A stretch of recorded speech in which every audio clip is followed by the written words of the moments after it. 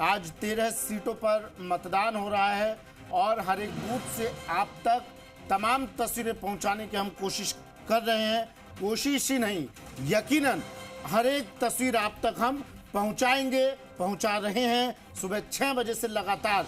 और इस महा कवरेज को देखने के लिए, इस मतदान से जुड़ी हर एक तस्वीर को देखने के लिए आप नजर बनाए रखिएगा जी राजस्थान पर। आप जुड़े रहिएगा हमारे साथ। आपको लिए चलते हैं 12। राम मेहता मेरे सहयोगी हमारे साथ जुड़े हुए हैं 12 से। राम, जल्दी से तस्वीरें दिखाइए, बताइए 2 घंटे से ज्यादा का वक्त बीत चुका है, क्या कुछ चल रहा है? लोगों की कतारें, मतदाताओं की कतारें कितनी लंबी नजर आ रही हैं? तस्वीरें दिखा रही है राम। जी बिल्कुल, जिस तरह से 12 में सुबह 7 बजे से लोगों की कतार लग गई थी।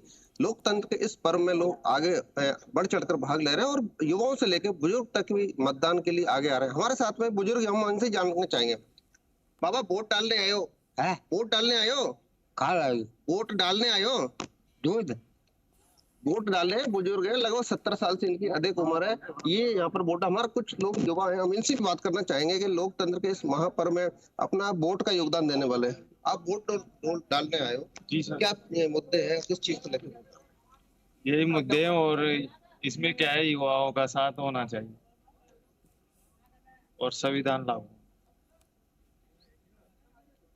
बिल्कुल, जिस तरह से लोग वोट में आगे राम, कोशिश कीजिए, जिन बुजुर्ग से आप बात करने की कोशिश कर रहे थे, जो सुन नहीं पा रहे थे, अगर एक लाइन उनसे आप बात कर सके तो, क्योंकि मैसेज देना बहुत जरूरी है। सुबह सवेरे जब बुजुर्ग लोग अपने घरों से बाहर निकलकर मतदान देने आ सकते हैं, तो हम और आप क्यों नहीं राम? बिल्कुल, ये लगभग 70 साल। कितनी उम्र है बाबा तुम्हारी? उम्र कितनी है? उम्र 90 साल। 90 साल उम्र है। क्या वोट डालने आए हो? वोट डालने हैं? वोट है? हाँ, डाल देना। ये देखो, ये पर्ची दिखा रहे हो, ये वोट डालने की है। इनकी 90 साल की उम्र बताइए। देखिए, एक तरफ आप 90 साल के वोटर से बात कर रहे हैं और दूसरी तरफ दर्शकों को हम तस्वीर दिखा रहे हैं। रविंद्र सिंह भाटी भी अपना वोट कास्ट कर चुके हैं। तो देखिए सुमित, एक तरफ तस्वीर हमने देखी, एक तरफ 90 साल और एक तरफ 29-30 साल का एक युवा। और प्रेरणा देती है तस्वीरें। 90 साल के बुजुर्ग अपना वोट कास्ट करने के लिए पहुंच गए हैं। आप भी निकलिए और अपना वोट कास्ट जरूर कीजिए। हमारे मेहमान हमारे साथ जुड़ गए हैं, हमारा गेस्ट पैनल हमारे साथ जुड़ गया है। पहले मैं परिचय करवा देता हूं, तारुफ करवा देता हूं। राजेंद्र शर्मा जी, वरिष्ठ पत्रकार, हमारे साथ जुड़े हैं। स्वागत है राजेंद्र सर आपका जी राजस्थान पर। सर तन्मय शर्मा जी, बीजेपी प्रवक्ता, हमारे साथ जुड़े हैं। स्वागत है तन्मय जी आपका भी। और पीसीसी प्रवक्ता सीबी यादव हमारे साथ जुड़े हैं। सीबी यादव साहब, स्वागत है सर आपका भी जी राजस्थान पर। सबसे पहले राजेंद्र सर आपके पास में आ रहा हूँ। आज 2 घंटे से ज्यादा का वक्त हो चुका है। मतदाताओं को अपना वोट कास्ट करते हुए लगातार मतदाता पहुंच रहे हैं। आज लब्बो लो, आप क्या देख रहे हैं आप इन 13 सीटों का समीकरण?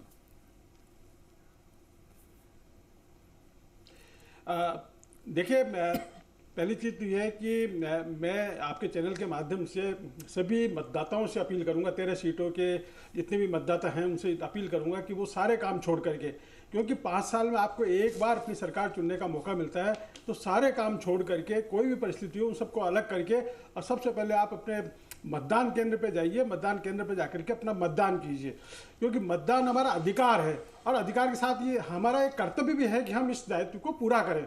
इसलिए मतदान केंद्र पे जाकर के अपना मतदान करें। पहले, क्योंकि देखिए जो तस्वीर उभर करके आई है पहले चरण के मतदान के अंदर, वो ज़्यादा उत्साहजनक नहीं है। उसमें मतदान प्रतिशत पहले की तुलना में कम रहा है और उससे थोड़ी सी निराशा रही है। इसलिए सभी को अपने इस मतदान के मताधिकार के जो पर्व है, इसके अंदर अपने मतदान का उपयोग और हम भी लगातार यही अपील कर रहे हैं कि अपने मताधिकार का प्रयोग करें। तन्मय शर्मा जी, बीजेपी के जितने लीडर्स वोट कास्ट करने पहुंचे बेहद उत्साहित दिखे और सबकी एक ही बात, इस बार 400 पार। तन्मय शर्मा जी, क्षमा करें, मैं सुन नहीं पा रहा हूं। एक बार तन्मय जी, ऑडियो मिल रहा है आपको?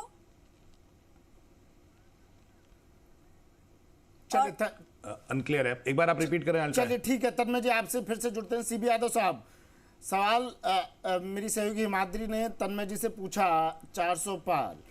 अब आपसे सवाल ये कि इस 400 पार की काट क्या आपके पास?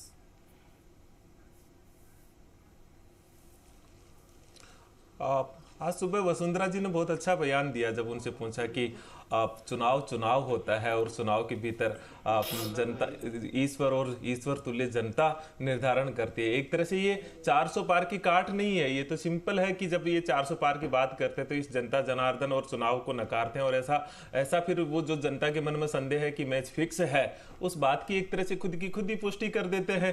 तो यही तो हम कह रहे हैं कि चुनाव साधारण चुनाव नहीं है। और जैसे राजेंद्र जी ने अपील की, मैं भी जनता से जनार्दन से अपील करता हूं कि ज्यादा से ज्यादा मत करें, इसलिए भी करना जरूरी है, नहीं तो आपका हाल सूरत जैसा हो जाएगा। सूरत की जनता से जाके पूछिए, उनका मतदान का अधिकार भी छीन लिया गया और इस देश को उत्तरी कोरिया की तरफ बनाने की तरफ बढ़ा ही दिया है। ये तो पहले तो ये इनका एक एजेंडा था कि संविधान खत्म होगा, आरएसएस का शुरू से एजेंडा चला आ रहा है, लेकिन अब इनकी इतनी हिमाकत हो गई है कि सीधे आंखें बिल्कुल आंखों की शर्म भी नहीं रही और सीधे मुंह कहने लगे कि हम संविधान बदलेंगे। तो इतनी हिमाकत होगी तो जनता को जवाब देना चाहिए। नहीं